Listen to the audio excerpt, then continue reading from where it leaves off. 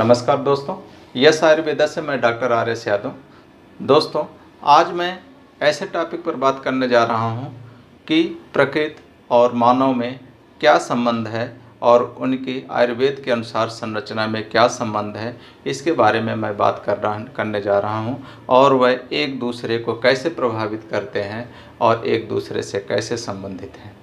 दोस्तों, जैसे हमारे आचार्यों ने, मुनियों ने ये कहा है कि हमारा जो ब्रह्मांड है, प्रकृति है और जो भी इस पृथ्वी पर अस्थायी रूप से वस्तुएं हैं, सब 5 तत्वों से मिलकर के बनी हैं। ये 5 तत्व क्या हैं? आकाश, वायु, अग्नि, जल और पृथ्वी। इन्हीं 5 तत्वों से मिलकर के हमारे पूरे ब्रह्मांड की जो है रचना हुई है और यही 5 तत्व जो प्रकृति में पाए जाते हैं, यही 5 तत्व मानव के शरीर के या किसी भी जीव के शरीर के अंदर पाए जाते हैं। आयुर्वेद की भाषा में अगर हम जानें तो जो मानव शरीर के अंदर होता है तो वह 3 तत्वों को मानता है, जिसको हम दोष के रूप में मानते हैं। 3 दोष, वात, पित्त और कफ। और ये 5 तत्व जो वात, पित्त और कफ मैंने आपको बताया, इन्हीं में जो है सम्मिलित हैं।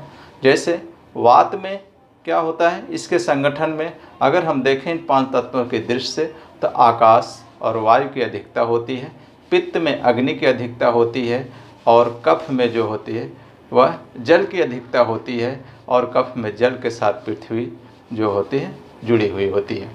तो इस तरीके से अगर हम देखें तो वात में आकाश वायु तत्व की अधिकता होती है, पित्त में अग्नि की, और कुछ लोग चूँकि पित्त का गुण एक द्रवता का गुण होता है, इसलिए इसके साथ जल के संगठन को भी कुछ आचार्यों ने माना है। मीन्स पित्त में हमारा अग्नि और जल महाभूत की अधिकता होती है और कफ में जल और पृथ्वी मीन्स जल की अधिकता ज़्यादा होती है। इस तरीके से अगर हम प्रकृति से और मानव शरीर के अंदर इसकी तुलना करेंगे तो हमें समझ में आ जाएगा कि मानव शरीर का संगठन क्या है। तो अब मैं आपको वात, पित्त और कफ इन 3 दोषों के आधार पर मैं मानव की प्रकृति के बारे में आपको बताने जा रहा हूँ। तो इन्हीं 3 दोषों के आधार पर जो मानव की प्रकृति होती है वह 7 प्रकार की होती है, वातज, पित्तज, कफज। और फिर इन तीनों के मिलने से 3 प्रकृति बनती है जिसको द्वंद्वज कहते हैं। फिर एक तीनों दोषों के सम रूप में मिलने से प्रकृति बनती है जिसको त्रिदोषज कहते हैं। त्रिदोषज प्रकृति जो होती है जिसमें सारे चीज़ें समान अवस्था में पाई जाती हैं, समअवस्था में, वह श्रेष्ठ मानी जाती है। तो हम अलग अलग आज आपको जो है बताने जा रहे हैं। जैसे वात प्रकृति के क्या लक्षण हैं, पित्त प्रकृति के क्या लक्षण हैं और कफ प्रकृति के जो है मानव के क्या लक्षण हैं। दोस्तों, वात प्रकृति में जैसे मैंने आपको बात बताया, अगर आप नेचर में देखें तो वात जो होता है क्या होता है, हल्का होता है।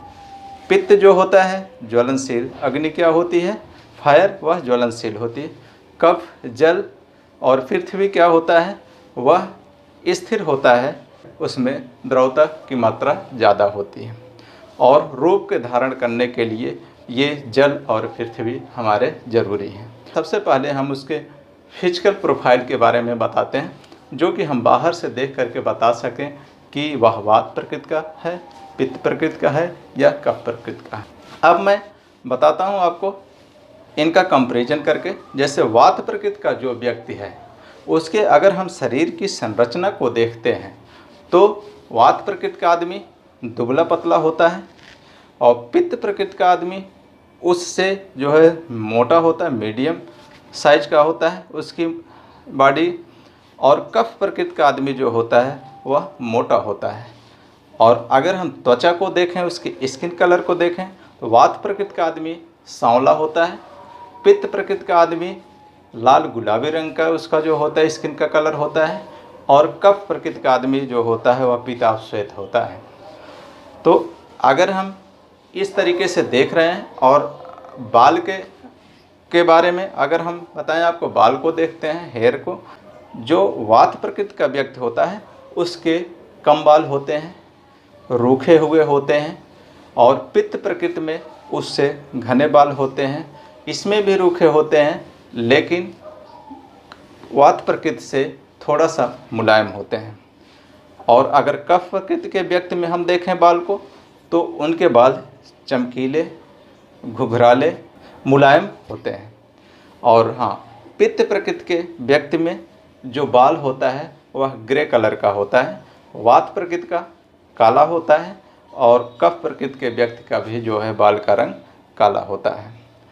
इस तरीके से अगर हम आँख को देखते हैं तो वात प्रकृति पुरुष की आँख जो होती है छोटी होती है, पित्त प्रकृति की आँख जो होती है उससे थोड़ा बड़ी दिखाई देती है बाहर से, और कफ प्रकृति के आदमी की आँख जो होती है वह बड़ी साइज में दिखाई देती है इन दोनों के कंपैरिजन में। इस तरीके से अब हम ओंठ देखते हैं, लिप। वात प्रकृति के व्यक्ति के ओंठ जो होता है वो सांवलापन लिए हुए और पतला होता है। पित्त प्रकृति के व्यक्ति का ओंठ जो होता है रेड पिंक कलर का होता है, और वात प्रकृति के व्यक्ति से थोड़ा सा मोटा होता है, और कफ प्रकृति के व्यक्ति का ओंठ जो होता है वह मोटा होता है, लेकिन इसमें जो गुलाबीपन होता है वह पित्त प्रकृति से कम होता है। और जो ओंठ होते हैं वात प्रकृति के व्यक्ति के ज़्यादा फटते हैं, पित्त प्रकृति के उससे कम, और कफ प्रकृति के ओंठ मुलायम और जो न फटने वाले होते हैं। फिर हम देखते हैं वात प्रकृति के व्यक्ति का जो है बाउल मूवमेंट हैबिट क्या होती है, जो उसके स्टूल पास करने की होती है। वात प्रकृति का व्यक्ति हार्ड और सूखा हुआ स्टूल पास करता है। पित्त प्रकृति का आदमी बार बार और जो होता है मुलायम स्टूल पास करता है। कफ प्रकृति का आदमी न तो ज़्यादा मोटा न तो ज़्यादा पतला, और जो है अधिक मात्रा में स्टूल को पास करता है। अब हम वेट की बात करें तो वात प्रकृति का आदमी बड़ी मुश्किल से वेट को गेन करता है, मीन्स उसमें मोटापा बड़ी मुश्किल से आता है। पित्त प्रकृति का आदमी जो वात प्रकृति के कंपैरिजन में वह वेट गेन उसका अच्छा होता है, लेकिन कफ प्रकृति के आदमी में वेट गेन तो जो आसानी से हो जाता है, लेकिन लूज करना मतलब वेट को कम करना उसके लिए मुश्किल का काम हो जाता है। तो इस तरीके से जो बाहर से देख करके हम बता सकते हैं, इसके बारे में मैंने आपको जो है बताया। अब मैं आपको वात पित्त और कफ प्रकृति के आदमी को साइकिक प्रोफाइल के बारे में, मानसिक स्थिति के बारे में बात कर रहा हूँ। अगर हम देखें तो स्लीप के बारे में, सोने की आदत जो होती है, वात प्रकृति का आदमी बीच बीच में 1 घंटे 1.5 घंटे सोता है, फिर जग जाता है, फिर सोता है, फिर जग जाता है, मीन्स इंटरप्टेड स्लीप होती है, जो कि बीच बीच में सोता है, जागता है। और पित्त प्रकृति का आदमी वात के कंपैरिजन में वह थोड़ा लॉन्ग ड्यूरेशन तक जो है स्लीप लेता है, और आवाज़ के साथ जो है स्लीप गहरी निद्रा लेता है। लेकिन कफ प्रकृति का आदमी जो होता है लॉन्ग ड्यूरेशन में अपनी नींद पूरी करता है, एक बार सोता है, फिर वो 6-7 घंटे पूरा करने के बाद ही जो है उठता है, और वह साउंड के साथ गहरी निद्रा में जो है सोता है। स्वप्न की बात करें, ड्रीम, स्वप्न में वात प्रकृति का आदमी जो होता है हवा में उड़ता हुआ जो है नज़र आता है। पित्त प्रकृति का आदमी आग से खेलता हुआ या आग जलती हुई, मीन्स आग से संबंधित, फायर से संबंधित चीज़ें उसको स्वप्न में दिखाई देती हैं। और कफ प्रकृति का आदमी जो होता है उसको स्वप्न में या तो पानी पर तैरता हुआ दिखाई देता है, या पानी में डूबता हुआ, या पानी से खेलता हुआ जो है उसको स्वप्न आते हैं। अब मेमोरी के बारे में अगर हम बात करें तो वात प्रकृति का आदमी किसी चीज़ को कैच तो जल्दी कर देता है, लेकिन वह उतनी जल्दी ही भूल भी जाता है। पित्त प्रकृति का आदमी की मेमोरी जो होती है इसकी तुलना में थोड़ा बेटर होती, अच्छी होती है। लेकिन कफ प्रकृति के आदमी वह याद किसी चीज़ को जो होता है, लर्न जो करता है वह देर से करता है, लेकिन उसकी स्थिरता जो होती है वह इन दोनों की तुलना में ज़्यादा होती है। किसी एडवर्स कंडीशन में किस तरीके से ये तीनों रिएक्ट करते हैं, जैसे कहीं किसी अचानक चीज़ को जो है, भयावह चीज़ को जो है देख लेता, वात प्रकृति का आदमी जो होता है वह जल्दी डर जाता है और अपने को जो है डिप्रेशन में महसूस करने लगता है। और पित्त प्रकृति का आदमी उस चीज़ को देखता है और उस चीज़ से जो है वह लड़ने की भी क्षमता रखता है। और कफ प्रकृति के आदमी शांत स्वभाव का होता है और वह जो है उस चीज़ को देखता है, सोचता है और उसके निराकरण के बारे में जो है सोचता है। अगर हम क्रोध की बात करें तो वात प्रकृति के व्यक्ति में जो होता है क्रोध जल्दी आ जाता है, लेकिन वह किसी निर्णय पर पहुंचने के लिए या उस क्रोध के परिणाम को देने से पहले वह डर करके पीछे हो जाता है। लेकिन पित्त प्रकृति का आदमी जो होता है सबसे ज़्यादा क्रोध इसमें होता है और उस चीज़ को वह परिणाम में परिवर्तित मीन्स अगर किसी से वह उलझ जाता है, झगड़ा करता है, तो वह उस व्यक्ति से मारपीट पर उतारू हो जाता है और झगड़ा कर लेता है। लेकिन कफ प्रकृति का आदमी शांत स्वभाव का होने के कारण वह पहले सोचता है और उसके बाद कोई निर्णय ले करके तब उस पर जो है अटैक करता है या उसको परिणाम में बदलता है।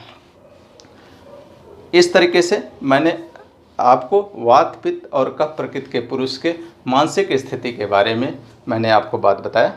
इस तरीके से हम देखते हैं कि यदि प्रकृति के तत्वों से ही मनुष्य का शरीर बना हुआ है, उसी 5 तत्वों से, अगर हम प्रकृति को किसी तरीके से आघात पहुंचाएंगे, प्रकृति में पॉल्यूशन करेंगे, प्रकृति को डिस्टर्ब करेंगे, तो सारा का सारा मानव जीवन, मानव समाज जो है संकट में पड़ जाएगा और न तो स्वस्थ रह पाएगा और न स्वस्थ जीवन को बिता पाएगा।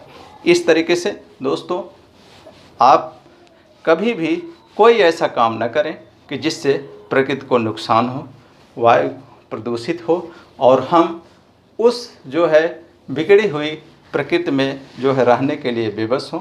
नहीं तो क्या होगा, पूरे मानव समाज का जो है नाश होगा और उसके बाद स्वस्थ रहना मुश्किल हो जाएगा। इसलिए स्वस्थ रहने के लिए प्रकृति का जो है सही रहना, संतुलित अवस्था में रहना, यह जो है ज़रूरी है। और जब किसी भी मनुष्य के अंदर ये हमारे वात पित्त कफ तीनों दोष सम अवस्था में रहते हैं, तभी वह व्यक्ति स्वस्थ रहता है। यदि प्रकृति हमारी दूषित होती है तो हमारे अंदर के वात पित्त कफ ये तीनों जो है समुचित अवस्था में रहने वाले दोस्त ये भी दूषित होते हैं और एक दूसरे का बैलेंस बिगड़ता है, जिसके कारण व्यक्ति अस्वस्थ हो जाता है। इस तरीके से दोस्तों हम देख रहे हैं कि प्रकृति को बचाएं और मानव जीवन को बचाएं। इस प्रकार से दोस्तों, यदि आप हमारे यस आयुर्वेदा यूट्यूब चैनल को सब्सक्राइब नहीं किए हैं तो आप लाइक करें, सब्सक्राइब करें और बेल आइकन को ज़रूर दबाएं, जिससे यह जो है वीडियो, यह संदेश हमारे और आपके मित्रों में जाएं और प्रकृति की रक्षा हो सके और मानव समाज की रक्षा हो सके और व्यक्ति स्वस्थ रह सके। और आप YouTube चैनल पर सब्सक्राइब करें और फेसबुक एवं इंस्टाग्राम पर हमारे इस चैनल को आप फॉलो ज़रूर करें। नमस्कार दोस्तों।